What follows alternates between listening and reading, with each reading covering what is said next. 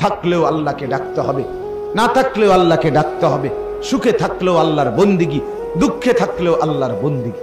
হযরত আইয়ুব আলাইহিস সালামের নাম আমরা শুনছি, কথা বলেন। 70 বছর একটানা তিনি সুখে ছিলেন, সচ্ছল ছিলেন, সম্পদশালী ছিলেন, স্বাস্থ্যবান ছিলেন।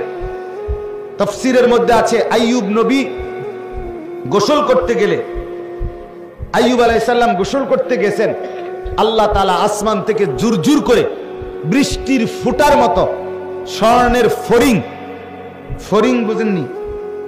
আগের দিনে যে আমরা ধরতাম ফড়িং, হ্যাঁ, এই ফড়িং, স্বর্ণের তৈরি ফড়িং ঝুরঝুর করে আইয়ুব নবীর সামনে পড়ছে।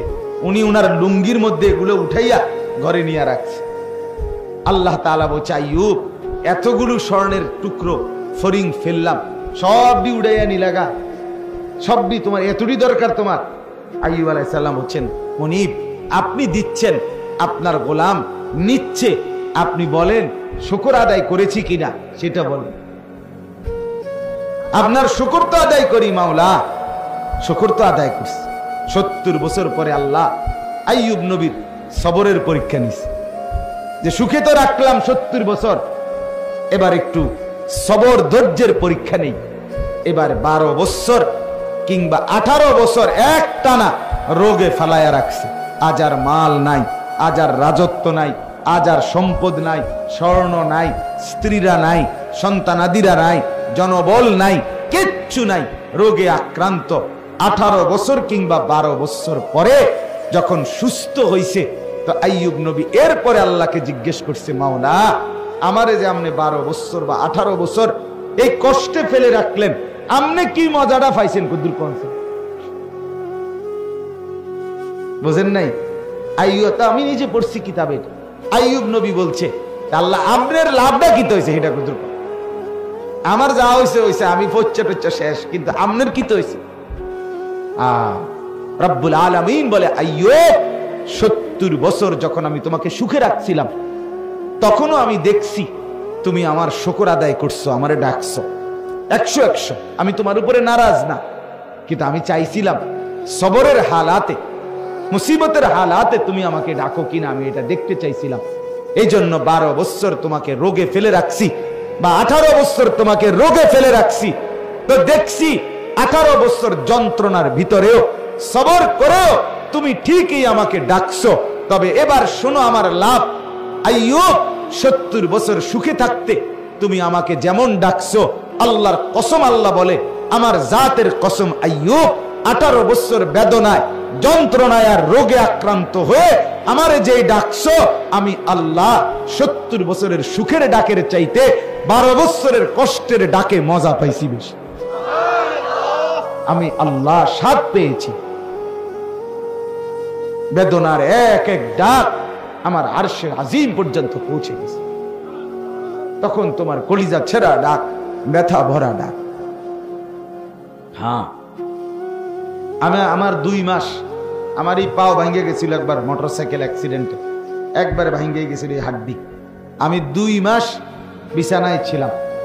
2 মাস আমারে হসপিটাল থেকে আইনা ঠিক যেই জায়গায় বসাইছে বাসায়, এই এক জায়গাতেই আমি 2 মাস ছিলাম। এখান থেকে আর নড়িও নাই, চড়িও না, পেশাব পায়খানা নামাজ সব কিছু এখানে, খানা টানা সবই এখানে, কবরের মতো এখানে, ঠিক যেন কবরে আইনা বসে, এক দূর জায়গায় যেখানে বসে। এই 2টা মাস আমার মনে আছে, তখনও তো আমি মালিককে রাত্রে ডাকছি, দিনে ডাকছি, এর আগে পিছেও তো মালিকরে কত ডাকছি, কিন্তু ওই সময় যে আমার পাও ভাঙ্গা, আমি সেজদা দিতে পারি নাই, মানে ঝুঁকে ঝুঁকে ইশারায় সেজদা দিয়ে দিয়ে নামাজ পড়ছি, রুকু সেজদা, কত কান্না কাঁদছি মালিকের কাছে, শুধু এক কথা বলে যে আল্লাহ, আমি বেশি দোয়া করছিলাম, মালিক আমি আবার এই কপাল দিয়ে সেজদা দিতে চাই, আমি সেজদার তৌফিক যেন বঞ্চিত না হই।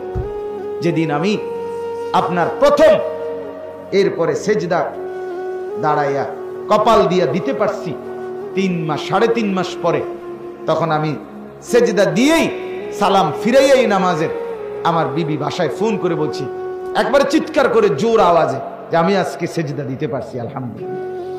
মানে আমার খুশি লাগছে গোটা দুনিয়া জুড়ে, হায় আমি আমার মালিকের সিজদা দিতে পারি। তাহলে আমার বন্ধু, আল্লাহকে ডাকার মধ্যে সুখ বেশি, মজা বেশি। সুখে আছো, দুঃখে আছো, দুনিয়া ভোগ করে তুমি দুনিয়াতেই থাকতে পারতা না। আল্লাহকে নারাজ করলেও যেতে হবে, আল্লাহকে রাজি করলেও যেতে হবে, কোনো সন্দেহ নাই ভাই। নাফরমানেরও মৃত্যু হয়, মদখোর, নেশাখোর, জুয়াখোর, ফেন্সিখোর, বাবাখোর, ডালখোর, গাঁজাখোর, এদেরও মৃত্যু হয়, হয় কি না বলেন না কেন? জিনাকার, বেবিচারী, বেপর্দা নারী, ওই অসভ্য মহিলা, এগুলোরও মৃত্যু হয়। হারামখোরের মৃত্যু হয়, সুদখোর, ঘুষখোরের মৃত্যু হয়, এই নাফরমানদেরও মৃত্যু হয়। মৃত্যু ঠেকাইতে পারতা না, দুনিয়ায় তুমি থাকতে পারতা, তুমি থাকতে পারতা। আল্লাহ তাআলা কোরআনে বলছেন, বান্দা তুমি কি ভেবেছো আমার কাছে আসতে হবে না? না বলেন, হ্যাঁ বলেন না, উত্তর দেন ভাই, ছেলেরা তোমরা উত্তর দাও তো।